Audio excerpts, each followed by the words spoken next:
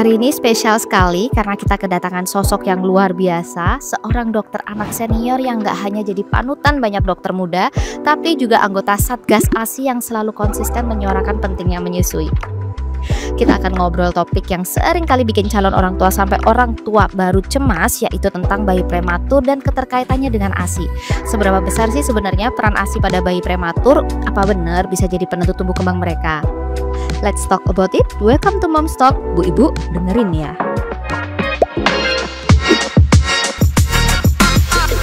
Oke, nggak usah berlama-lama, kita langsung aja ngobrol terkait bayi prematur dan ASI bareng Dokter Tiwi. Halo dokter. Halo, Apa kabar nih dok? terima kasih diundang lagi. Iya dong, karena seneng banget ya kalau ngobrol sama Dokter Tiwi ini, kita Duh. terbukakan banyak Ya, hal, mudah-mudahan. pengetahuannya banyak banget dan sangat-sangat menginspirasi. Iya, pakai bahasa-bahasa yang gampang aja. Benar. Karena memang tentang prematur ini tidak mudah ya, Iya. tidak mudah apalagi kok mainnya ASI gitu. Bener banget. Oke dok, kita langsung aja Ya, dok ya. silakan. Nah dok, sebetulnya pengen tahu kapan sih bayi ini dibilang prematur?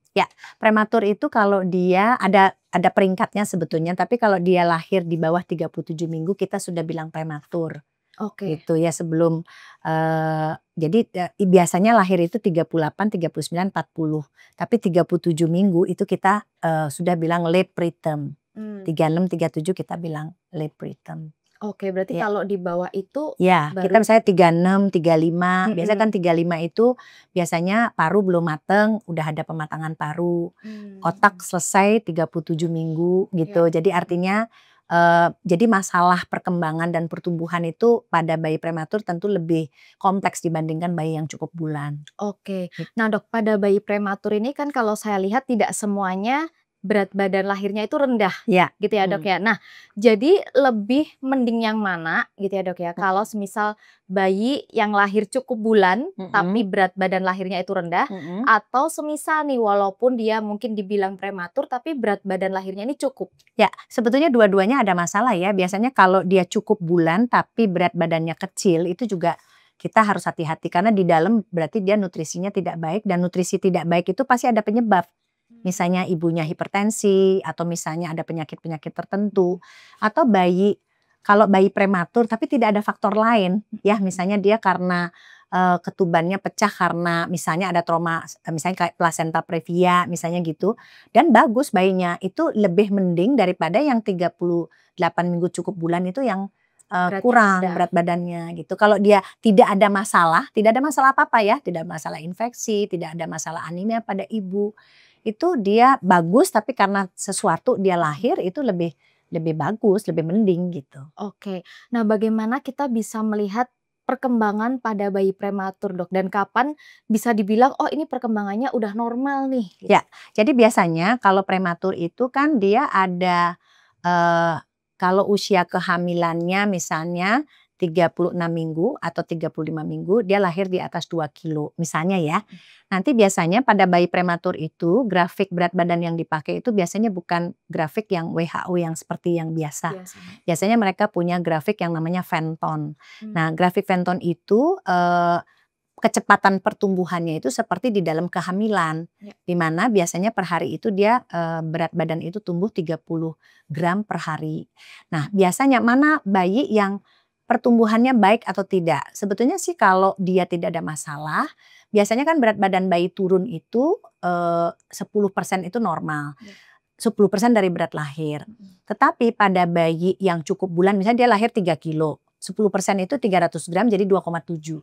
Tapi kalau bayi prematur misalnya katakanlah lahir 2 kilo atau 1,8. 10% itu 180 gram. Jadi dia jadi 1,6. Nah, dia turun 10% itu boleh ya, sekitar beberapa hari ya, biasanya seminggu. Habis itu dia balik ke persentilenya dia. Ya, jadi misalnya dia lahir kalau dilihat di Fenton itu persentil 10 misalnya. Jadi dia turun, nanti dia balik lagi ke 10 itu dan terus saja di 10 itu. Gitu. Justru dia nggak boleh dari persentil 10 lahirnya kecil, dia jadi persentil 50. Itu nggak boleh. Jadi nggak boleh tuh harus ke garis hijau gitulah katakannya ya. Jadi dilihat biasanya kalau dia kecilnya itu di persentil 25, ya udah di situ aja. gitu. Tapi kalau dia persentil 5 itu dia bolehnya ke persentil 10. Dia nggak boleh tuh dari kecil banget tuh langsung gendut gitu. Iya, iya. Nah itu yang nanti menimbulkan penyakit-penyakit yang dibilang penyakit-penyakit yang akan datang ya, metabolic syndrome kayak misalnya jadi obesitas, nanti jadi diabetes gitu. Jadi membesarkan bayi prematur itu hati-hatinya itu ancaman dia menjadi obes itu tinggi, apalagi mainnya formula. Oh. Ya karena bayi prematur itu nanti kita mungkin akan diskusi ke ASI kan bayi sama ibunya terpisah. Ya. Gitu kan. Nah itu kan menyulitkan ya kalau breastfeeding atau produksi ASI itu begitu kita terpisah itu kan sangat sulit untuk mengejar sejumlah kebutuhan bayi prematur yang dia harus tetap melaju seperti dia di dalam kandungan. Nah tantangannya semua teman-teman yang merawat bayi NICU itu adalah di situ. Kenapa sih jadinya ASI itu seringkali sulit. Nah saya kebetulan sekali bekerja di sebuah rumah sakit yang mencari bagaimana caranya ya supaya ASI itu terproduksi walaupun prematur. Ada yang namanya family integrated care ya, di mana dari awal ibu itu tidak atau didorong untuk ketemu dengan bayi secepat mungkin. Dan itu tidak mudah ya, karena apa? Karena kita itu masih berhadapan dengan infeksi ya. Jadi kadang-kadang teman-teman, saya bukan neonatologi ya, saya general pediatrician, di mana saya bekerja di rumah sakit yang melayani bayi prematur.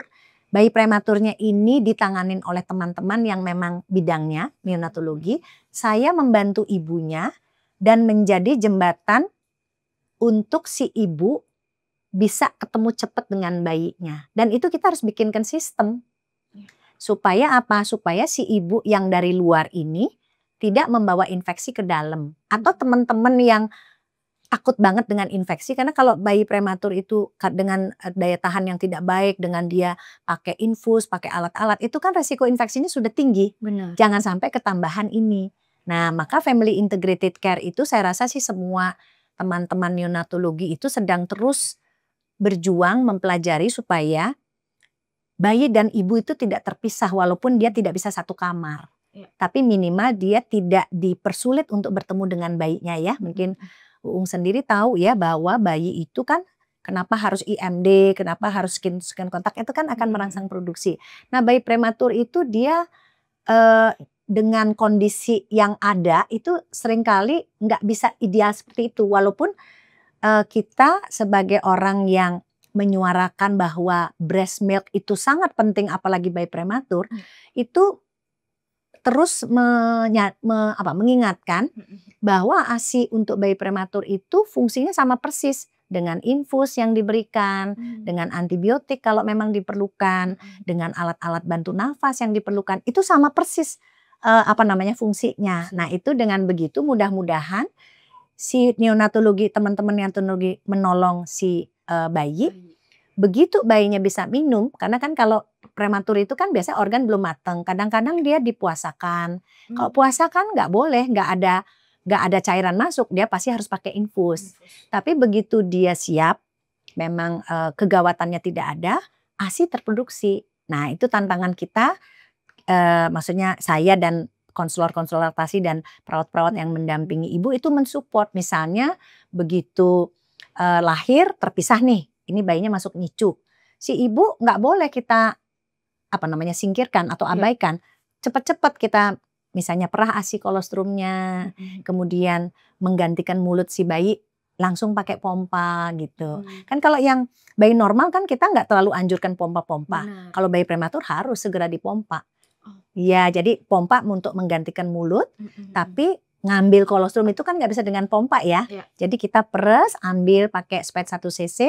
Kita kasih yang kita bilang oral terapi ya, karena kan kolostrum itu juga akan merangsang kekebalan. Itu yang di awal itu yang krusial supaya dia nggak turun produksi dan hormon itu nggak turun gitu. Jadi begitu dia terpisah, kalau pada bayi lahir lahir normal itu 2 jam sudah mulai dipompa. Kolostrum mah dari awal ya, jadi kita sedapat mungkin. Nah tiap 2 jam atau tiap 3 jam itu perawat-perawat yang mendampingi atau kita mengingatkan supaya si ibu itu dibantu untuk pompa. Itu Support sistemnya. Iya. Jadi bukan hanya orang tua atau suami istri ini yang sadar bahwa ASI itu terbaik, tapi sistem di rumah sakit atau siapapun yang mendampingi itu juga harus mensupport. Karena kalau enggak mereka nggak tahu ya, mereka nggak tahu bahwa harus lompat cepet kan belum ada bayinya seringkali gitu. Terus mereka juga nggak tahu kalau kehadiran si ibu di NICU itu diperlukan. Ya kan namanya juga ICU untuk bayi ya, neonatal intensive care. Kadang-kadang mereka kalau nggak diundang untuk masuk, dia takut. Benar. Apalagi dengan sistem yang lama di mana NICU bolehnya cuman jam tertentu gitu ya. Kalau saya bersyukur saya bekerja di rumah sakit yang mensupport itu dan semua membuka dirinya untuk mempelajari atau merubah sistem yang memang lama dan sistem baru. Dan itu kita udah lihat. Jadi memang itu baru ya, di dunia juga baru sebetulnya. Tapi kita di Rumah Sakit Bunda ini mungkin dalam 2-3 tahun ini agak agresif. Dan kita belajar itu kan sambil melakukan ya. Dan kita melihat bahwa kalau orang tua itu masuk, kalau untuk rumah sakit yang paling kelihatan, komplain itu berkurang. Karena dia tahu persis perawat itu sangat sibuk. Ya.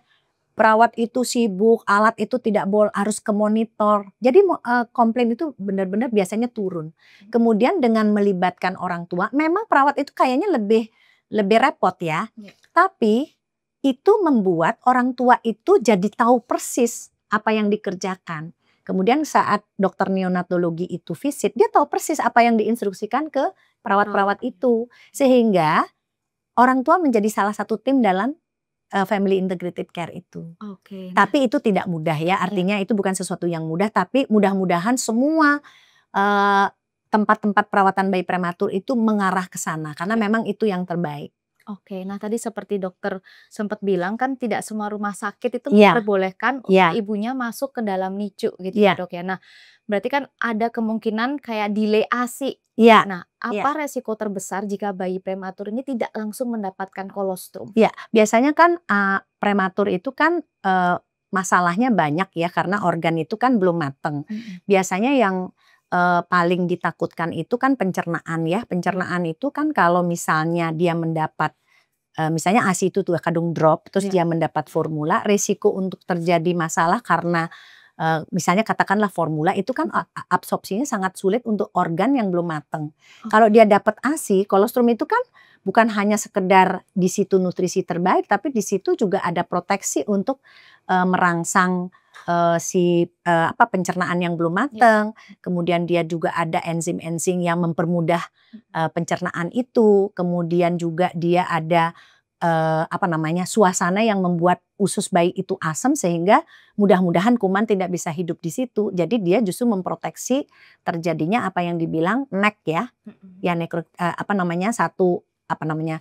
Usus yang busuk lah kita bilang gitu ya, usus yang rusak gitu. Jadi justru kolostrum itu kalau tidak diberikan atau tertunda pemberiannya terus ada formula masuk itu kalau semakin kecil bayinya tuh semakin bahaya pemberian itu. Makanya biasanya di dalam NICU itu hierarki pemberian nutrisi itu nomor 1 adalah ASI ibunya. Nomor 2 adalah donor ASI. Itu nomor 2. Nomor 3 itu baru formula.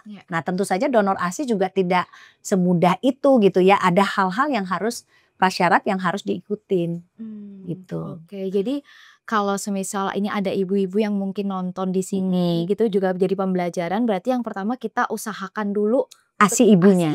Ya, itu yang paling bagus. Berarti pemberian formula ini harus atas saran dari dokter. Iya, itu jadi itu betul-betul indikasinya benar-benar harus ketat ya, dan itu memang biasanya sih teman-teman dari saya sendiri orang yang sering mencarikan donor untuk RSCM ya karena kita dekat di Bunda dan rumah sakit kami itu kebetulan kan kadang-kadang ada ibu yang banyak sekali ASI-nya. Jadi kita mencarikan donor yang usianya tidak terlalu tua gitu ya. Jadi artinya bayinya tuh masih umur sebulan atau misalnya kadang-kadang kita masih misalnya baru umur beberapa hari tapi ibunya bisa ngenyot tapi bisa juga merah. Nah itu kita juga membantu bayi-bayi yang misalnya lahir di bawah 1 kilo itu kan resikonya sangat tinggi ya untuk terjadinya NEC itu.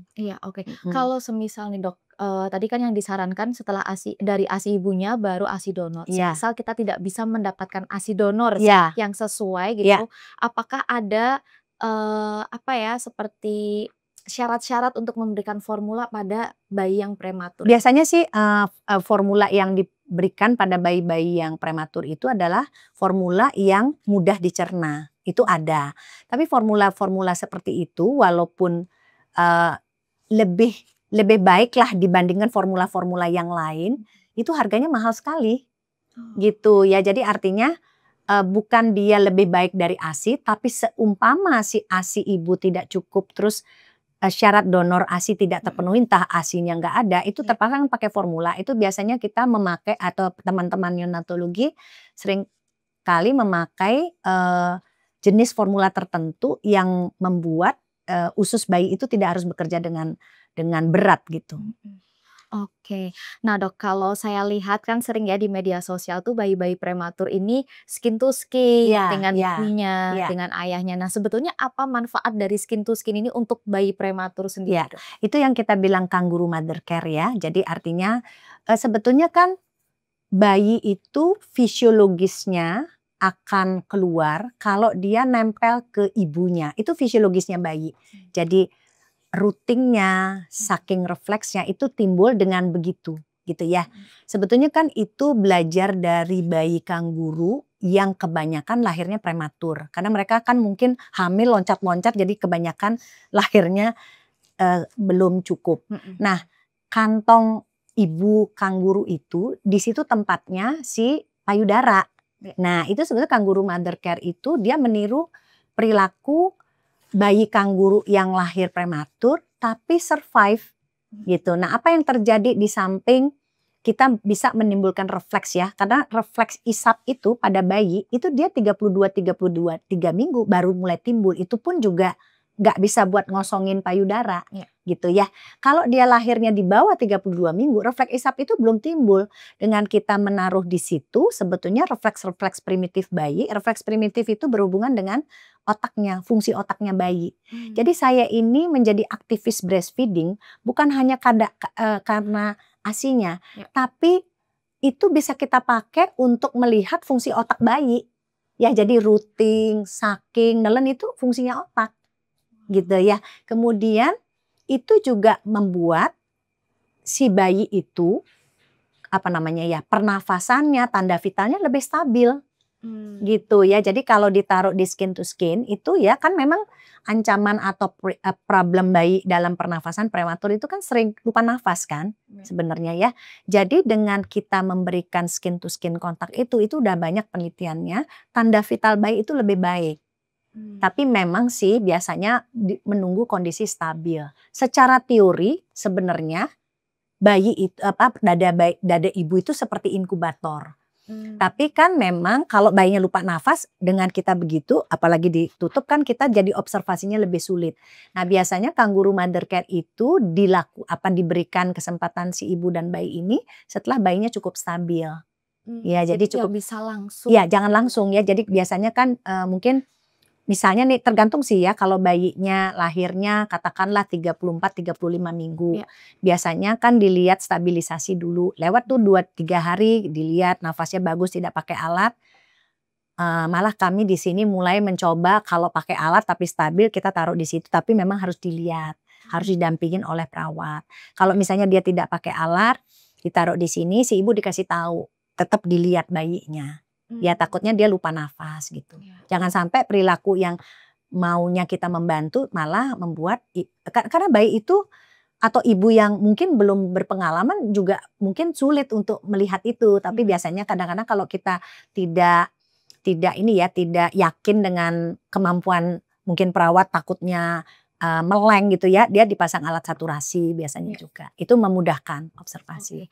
Kalau pada bayi prematur ini kan tadi sempat disinggung mereka itu banyak organ-organ yang belum berkembang dengan sempurna. Nah, bagaimana dengan perkembangan otak mereka, Dok? Apakah ketika mereka terlahir walaupun dengan belum kesempurnaan ini akan menjadi berbeda dengan anak-anak yang lahir cukup bulan? Ya, jadi kita di sini ya, saya juga belajar dari setelah melakukan family integrated care itu ya.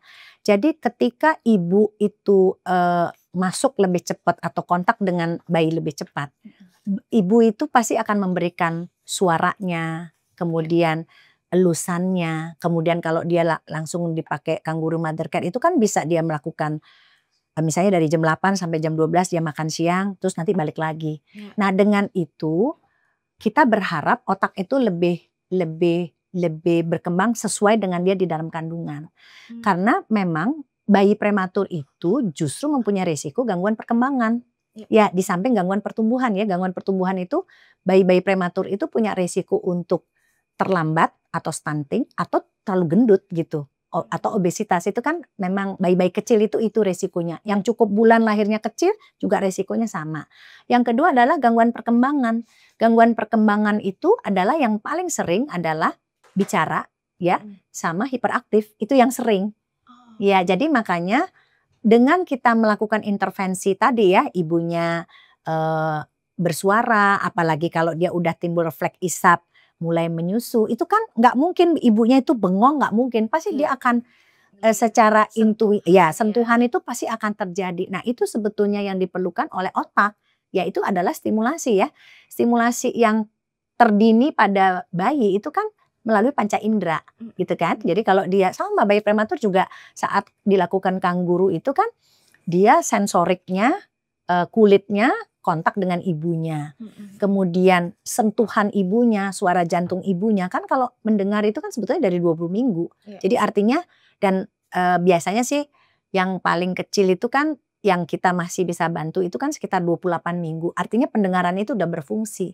Jadi artinya saat ibunya mendekap dia, tidak bersuara pun ibunya, paling enggak suara nafas ibunya, suara jantung ibunya, ya. Terus kalau ibunya nanti pasti biasa saya senang sekali melihat perilaku ibu yang baru ketemu bayi. Itu pasti dia melakukan atau bersuara sesuatu yang akan ditangkap oleh pendengaran bayi itu.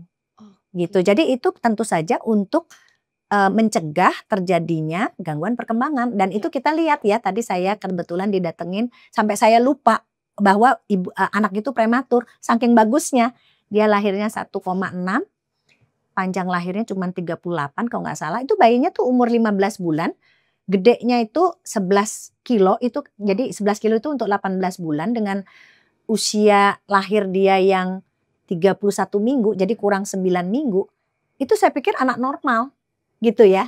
Terus saya tanya, ini waktu kita lihat di grafik Ventonnya tuh gendut banget. Saya pikir itu pakai formula. Itu lahirnya di kita. Saking bagusnya dia. Itu dia pakai ASI, tapi dia sampai persentilnya itu sampai tinggi. Nah, tadi saya bilang kalau persentilnya itu naik tinggi karena ASI itu tidak masalah. Yang khawatir itu kalau pakai formula. Ya, jadi kok misalnya itu tadi yang saya baru banget terima itu, wah gede banget nih, kegedean. Terus ibunya ternyata bilang, itu pakai ASI dok. Gitu. Jadi ASI eksklusif bisa melakukan sampai 6 bulan sampai dia bisa menyusui dan ASI perah ya. Kalau biasa kalau prematur itu memang kita untuk mengejar untuk catch up pertumbuhan itu kadang-kadang dikombinasikan entah dia pakai ASI perah, entah dia pakai SNS. Tapi volume tertentu kita harus lihat. Kadang-kadang beberapa bayi di awal karena komposisi ASI bayi prematur, ASI ibu bayi prematur itu kan ditakutnya kurang kalsium, proteinnya kurang, itu ditambahin biasanya human made fortified ya. Itu untuk mengejar pertumbuhan. Nah, jadi sehingga tidak bisa hanya tetek kadang-kadang dia harus pakai itu kan dicampur ya satu sachet HMF yang ada isinya kekurangan ASI itu dimasukkan ke sana sampai mencapai berat badan 2.500 biasanya baru HMF itu dilepas. Jadi dia baru bisa full ASI perah tanpa campuran gitu. Jadi saya tadi melihat bayi saking bagusnya dia saya pikir dia cukup bulan dan tidak ada gangguan gitu ya. Anaknya tidak hiperaktif, anaknya baru 15 bulan tapi biasanya kita bisa lihat ini bakal jadi susah ngomong walaupun kita tidak bisa label diagnosis itu tidak bisa, tapi kita tahu biasanya gitu. Saking bagusnya. Nah, itu tentu saja menambah semangat kita untuk terus membantu ibu dan bayi di awal-awal kehidupan itu hadirkan ibunya terutama supaya produksi ASI-nya ada dan dia secepat mungkin bisa melakukan kangguru mother care. Aja dua hal yang sangat sederhana sebetulnya menurut saya ya. Dan saya rasa semua bayi prematur dimanapun berada, kalau nggak ada alat-alat kerjain aja dua itu. Ya, taruh aja dia di dadanya karena secara ilmu itu katanya seperti inkubator. Jadi daripada tidak melakukan apa-apa, lakukan aja yang paling sederhana yang seperti dilakukan ibu-ibu kanguru itu, gitu ya. Cuman taruh aja dia, jangan dipisah-pisah. Kalaupun kita nggak bisa ngapa-ngapain, taruh aja di situ. Karena jadi dada ibu itu ya kalau bayinya kedinginan dia bisa naik suhu ibu. Kalau dia kepanasan dia bisa turun. Jadi dia kayak adjust gitu. Jadi maksudnya mudah-mudahan banyak ibu-ibu di sana-sana yang tidak bisa mencapai NICU misalnya, ya udah itu yang bisa kita kerjakan. Sama jangan lupa memerah ASI-nya untuk memberikan nutrisi pada bayinya. Bagaimana cara kita mendeteksi dini, Dok? Kalau semisal ternyata bayi prematur kita nih, ada keterlambatan dalam tumbuh kembang. Ya itu mudah sih sebenarnya ya. Kalau pertumbuhan tadi saya bilang, lihat dia persentil grafiknya tuh di mana. Kalau dia kecil banget, paling enggak dia ke persentil 10. Persentil 10 itu kayak merah di atasnya sedikit, tidak sampai di hijau. Itu untuk pertumbuhan. Ya, kecuali kalau seperti yang tadi saya lihat, dia pakai ASI perah sampai dapat persentil yang tengah-tengah yang bagus, itu tidak masalah. Nah, kalau perkembangan kan ada namanya milestone ya. Jadi tonggak perkembangan bayi ya itu ya. Cuma kita harus konversi dengan usia koreksi. Jadi misalnya bayi lahir 31 minggu. Umur koreksi itu selalu dikurangin 9 minggu. Karena umur matang itu dianggap 40 minggu. Jadi pada saat dia usia 3 bulan. 3 bulan itu kan 3 kali 4. Jadi 12 minggu. Dia lahirnya 31 minggu. Jadi 12 minggu itu dikurangin 9 minggu. Jadi dia usia koreksinya dia itu berarti 3 minggu. Nah kita lihat milestone 3 minggu apa. Nah jadi kalau dia usianya 3 bulan. Usia koreksinya 3 minggu. Tapi bayinya bisa seperti 3 bulan ya berarti bagus banget. Jadi maksudnya kita sering kali berpesan pada ibu. Kalau dia belum bisa angkat kepala, oke, kita pakai usia koreksi. Tapi kalau dia bisa angkat kepala berarti dia keren. Gitu ya. Jadi yang seperti yang tadi saya lihat dia usianya 15 bulan. Kalau kita hitung dia cuma 13 bulan. Tapi anaknya udah bisa ngomong, anaknya bisa berjalan, anaknya bisa makan sendiri. Berarti kayak usia 15 bulan. Berarti itu bagus. Maksudnya jangan juga diprematurkan terus gitu. Ya kalau dia bisa sesuai dengan usia lahirnya atau usia kronologisnya kita bilang berarti baik. Gitu. Apakah ada batasan sampai kapan kita melihat usia koreksi tadi? 2 tahun biasanya. Cuman memang kalau semakin kecil bayinya, kalau bayi prematur itu kita harus evaluasi sampai 7 tahun. Ya, kalau bayi cukup bulan kan 2 tahun ya. Kalau dia late preterm mungkin 2 tahun. 2 tahun itu dia harus bisa ngomong, harus bisa cerita, harus bisa mandiri gitu. Tapi kalau misalnya dia belum bisa karena dia usia koreksinya tidak 2 tahun, itu kita panjangin. Kita aman biasanya setelah 7 tahun. 7 tahun itu pertumbuhannya sesuai 7 tahun, perkembangannya sesuai 7 tahun, baru kita aman. Gitu. Jadi memang lebih panjang. Kalau selama dokter menjadi dokter spesialis anak ya Dok, tantangan terbesar apa yang sering dokter lihat ketika menanganin bayi-bayi prematur? Kalau tantangan terbesar itu sebetulnya di awal ya. Biasanya kan pasti ada ada kecemasan, kekhawatiran berlebih. Jadi biasanya kita selalu menenangkan ibu bahwa bayi itu ibu harus percaya sama kami. Gitu ya. Karena kepercayaan orang tua itu sangat membuat kita mudah menolong.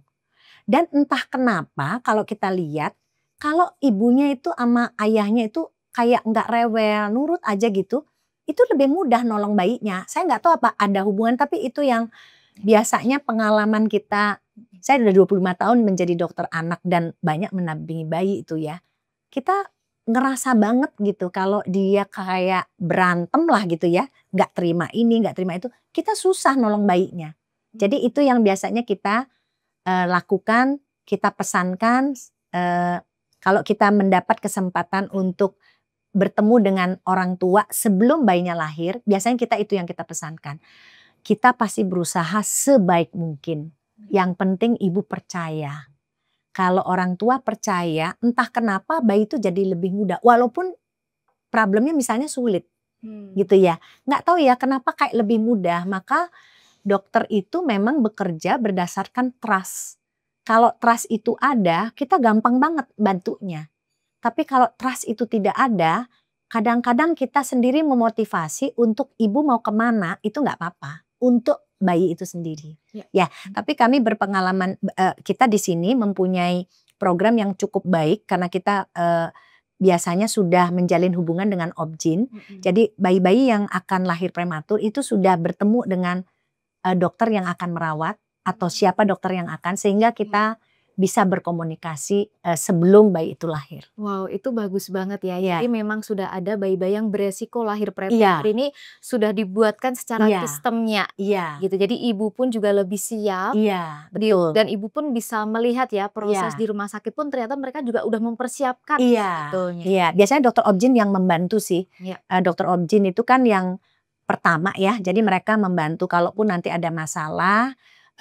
Misalnya disebut dokter ini akan membantu ini, akan dibantu ini, jadi mereka lebih tenang. Benar, mereka sudah tahu arahannya Iya. seperti ini harus kemana Iya. gitu. Nah, ada nggak dok kayak tanda-tanda yang harus diwaspadai gitu ya pada orang tua ini, terutama kalau mereka punya bayi-bayi prematur, sehingga mereka tahu kayak, oh ini tanda aku udah harus nih segera cari dokter gitu. Ya, biasanya kalau bayi prematur ya memang tergantung prematuritasnya ya. Kalau dia lahirnya, kalau paling gampang itu biasanya kalau untuk masyarakat itu dia pakai berat badan ya.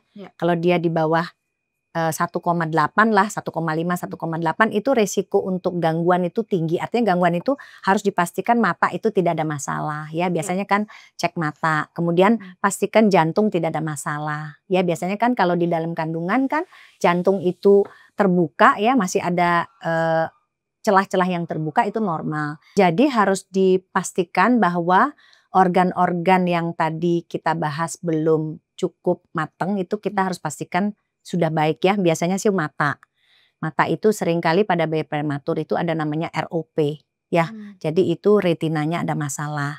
Kemudian jantung. Biasanya seringkali pada bayi prematur belum menutup. Biasanya di screening ekokardiografi. Kemudian pendengaran. Biasanya dipastikan bahwa bayi itu mendengar. Itu ada pemeriksaan bisa OAE atau BERA itu. Kemudian perilaku. Perilaku itu milestone ya. Jadi kalau umur koreksi tentu dilihat ya 2 bulan dia harus bisa senyum. Kemudian dia harus bisa mulai merespons 3-4 bulan. Kemudian dia 6 bulan itu dia harus bisa babbling. Kemudian 8-9 bulan kalau dipanggil nama dia udah mulai ngerti. Kita pakai usia koreksi tetap ya.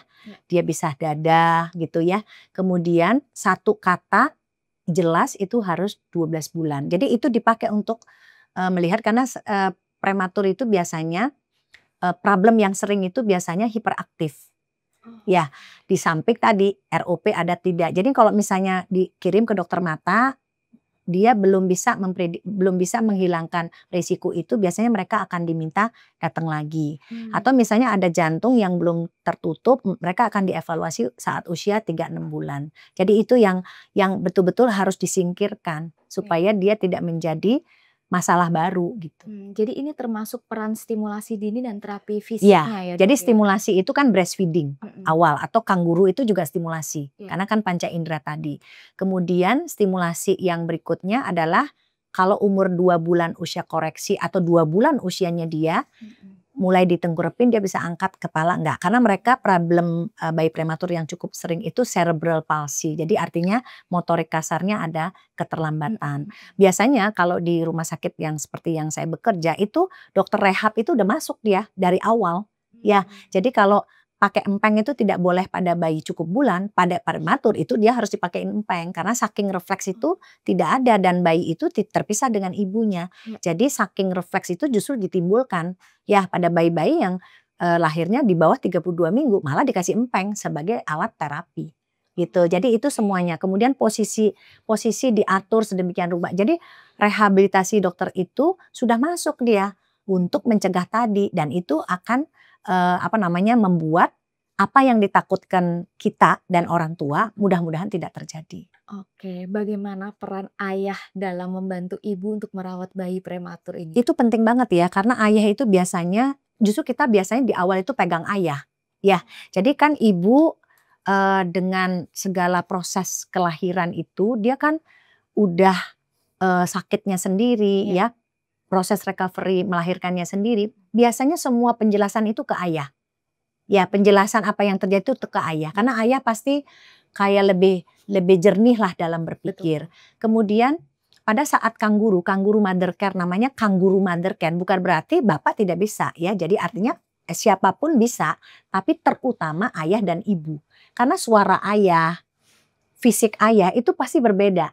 Jadi ayah itu terlibat sejak awal karena tidak mungkin hanya ibu, walaupun semuanya berfokus pada ibu karena kan kita mau menghasilkan produksi ASI. Malah di sini kita kan namanya Kangguru Mother Care, sama perawat disingkatnya KFC, Kangguru Father Care. Jadi artinya kita di sini bukan hanya ibu tapi ayah ya, dan itu yang boleh masuk ke NICU hanya 2 tokoh itu, ayah dan ibu. Dan saat melakukan Kangguru Mother Care, baik ayah ataupun ibu, mereka misalnya seringkali ayah yang melakukan skin to skin kontak, ibu di depannya memompa ASI. Dan itu sangat membuat produksi ASI itu terbantu ya, karena kan mungkin Uung tahu kan ada oksitosin gitu ya. Di samping tadi pompa itu juga membuat prolaktin itu bekerja, tapi ayah ibunya melihat ayah melakukan itu semua memicu untuk terjadinya produksi ASI, dan orang tua atau yang merawat bayi utama itu ibu dan ayah gitu ya. Jadi yang kita ajarin bukan hanya ibunya. Walaupun di awal itu kita sangat menjaga ibunya. Karena kita mau ibu itu betul-betul stabil sehingga produksi ASINya cukup. Oke. Nah dok, kapan bayi prematur ini bisa pulang dari NICU dan apa aja yang harus disiapkan orang tua di rumah untuk merawat bayi-bayi prematur? Ya, biasanya memang tergantung dari kesiapan orang tua ya. Tapi biasanya rata-rata mereka pulang setelah berat badan 1,8. Itu rata-rata ya, tetapi kadang-kadang ada yang lebih kecil kalau orang tuanya, karena kita di sini melakukan family integrated care, orang tuanya udah siap, bayinya juga cukup, bisa pulang sebelumnya.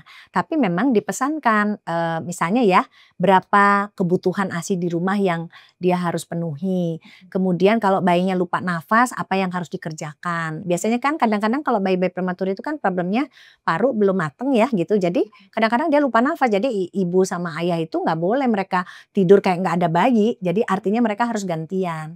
Kemudian apa yang harus mereka kerjakan setelah minum, misalnya ya menyendawakan, kemudian memandikan, merawat tali pusat itu. Dan secepatnya kalau misalnya bayinya biru ya apa yang harus dikerjakan itu dilakukan bimbingan-bimbingan itu. Dan rata-rata mereka bukan dilepas gitu ya. Biasanya ada yang kita melakukan home care. Tapi ada yang dimonitor lewat video call dengan perawat-perawat yang mendampingi, konselor-konselor yang mendampingi. Oke. Ada nggak dok pesan dokter untuk keluarga dan lingkungan sekitar ibu yang memiliki bayi prematur agar benar-benar bisa membantu dan bukan malah membuat ibunya makin stres? Ya, ini bagus banget ya. Jadi pesannya adalah kalau baru keluar dari rumah sakit atau NICU itu belum selesai. Ya, jadi itu baru bayi itu lolos dari ancaman penyakit atau jiwa gitu ya. Tapi kesananya bayi itu harus bertumbuh berkembang dengan baik.